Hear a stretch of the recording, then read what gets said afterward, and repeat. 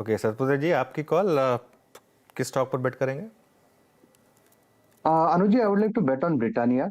It's a buy in Britannia. मेरा stop loss रहेगा 4340 का। और जो टारगेट मैं एक्सपेक्ट कर रहा हूँ ब्रिटानिया में, वो रहेगा करीबन 4470 का, 4470।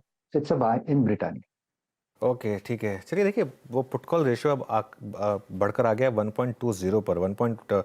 और जो कल हमारी एक निफ्टी पर जो एक बाय स्ट्रैटेजी थी वो था क्योंकि पुट कॉल रेशियो 0.8 पे था, और अब पुट कॉल रेशियो 1.2 पर आ गया। नॉर्मली 1.2 के पुट कॉल रेशियो में अगर आप सेल करते हैं तो वो एक रिस्क रिवॉर्ड वाइज अच्छी ट्रेड होती है, और निफ्टी है भी उस जोन में एग्जैक्टली अब, और थोड़ा सा नीचे अब कंसोलिडेट कर रहा है। बैंक निफ्टी अब करीब करीब 30 पॉइंट नीचे, और बैंक निफ्टी में एक्चुअली अगर यहाँ से थोड़ी सी डिक्लाइन आएगी तो मुझे लग रहा है कि थोड़ा प्रॉब्लम क्रिएट कर सकता है वो मार्केट के लिए, क्योंकि HDFC बैंक और ICICI बैंक अब दोनों थोड़ा सा आपको दिखा रहे हैं लोअर साइड का ट्रैक्शन। ये देखिए, निफ्टी बैंक इस समय हमारे बात करते करते थोड़ा नीचे आता हुआ, और HDFC बैंक और ICICI बैंक दोनों में इस समय एक थोड़ी सी मुझे दिक्कत नज़र आ रही है। तो उस पर थोड़ा ध्यान रखेंगे। एक्सिस भी पिछले कुछ दिनों से वीक रहा है, लेकिन आप देखिए बैंक निफ्टी करीब करीब 80 पॉइंट नीचे और 87 पॉइंट नीचे।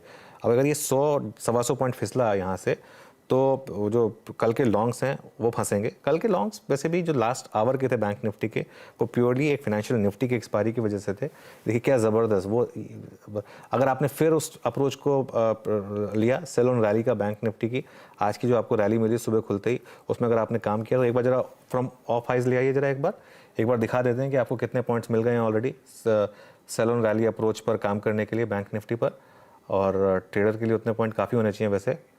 हाँ देखिए, 151 पॉइंट, और ऑब्वियसली मैं ये नहीं कह रहा कि आपको सारे 151 पॉइंट मिले होंगे, लेकिन 100 पॉइंट तो फिर भी आपने लिए होंगे अगर आपने उस अप्रोच पे काम किया था।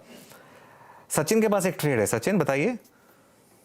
अनुज जी, मुझे लग रहा है यहाँ पर SBI पे ध्यान देना है, बिकॉज इसने जो एक पुल बैक दिया था वो पुल बैक 600 के रेजिस्टेंस के आसपास ही मैच्योर हुआ, एंड वहां से वापस बिकवाली हावी हो रही है। तो मुझे लग रहा है फ्रेश शॉर्ट्स यहाँ पर डिप्लॉय करने चाहिए SBI के फ्यूचर्स में। इंट्राडे का टारगेट होगा लगभग अराउंड 582 का, पोजिशनल टारगेट लगभग 570 का अवेलेबल है, एंड स्टॉप लॉस आपको लगाना है अराउंड 601 पे, एंड फ्रेश शॉर्ट्स ऐड करने हैं SBI के फ्यूचर्स में। ओके, अच्छा मयूरेश जी को जाना है, उससे पहले मयूरेश जी एक चीज़ पूछूंगा मैं आपसे। ICICI बैंक अब वापस कब बाय करना है? यहाँ ऑलरेडी बाय कर लेना या फिर अब थोड़ा और वेट करना है? नहीं, थोड़ा वेट करने में कोई हर्ज नहीं है अनुज जी। आई थिंक दो चीजें हो रही हैं। एक जो अंडर परफॉर्मेंस जो आप बार बार कह रहे हैं पिछले 2-3 हफ्तों से, आई थिंक एक बहुत स्टार्क रहा है, और मार्केट पचा के चल रहा है कि आई थिंक जो पैरामीटर्स हैं, लोन ग्रोथ हुआ, डिपॉजिट ग्रोथ हुआ, निम्स में stability, asset quality pressures, Ebbing of provisioning बढ़ रही है, ये सारी चीजें आई थिंक ठीक ठाक आएंगी। बट आई थिंक नंबर्स की मैं राह देखूंगा। I think how numbers probably come out, क्योंकि नंबर्स आने के बाद और मैनेजमेंट कमेंट्री सुनने के बाद एक अंदाजा लगाया जा सकता है कि ट्रेजेक्टरी क्या बैंक मेंटेन कर पा रही है। तो थोड़ा वेट एंड वॉच करें। I think as soon as the numbers come out एक पुष्टि हो जाएगी कि स्टेबिलिटी अगर है नंबर्स में जो होनी चाहिए वो मेंटेन्ड है, और एक लीडरशिप पोजीशन लेने के लिए बैंक वापस तैयार है। So wait for numbers and then profiting.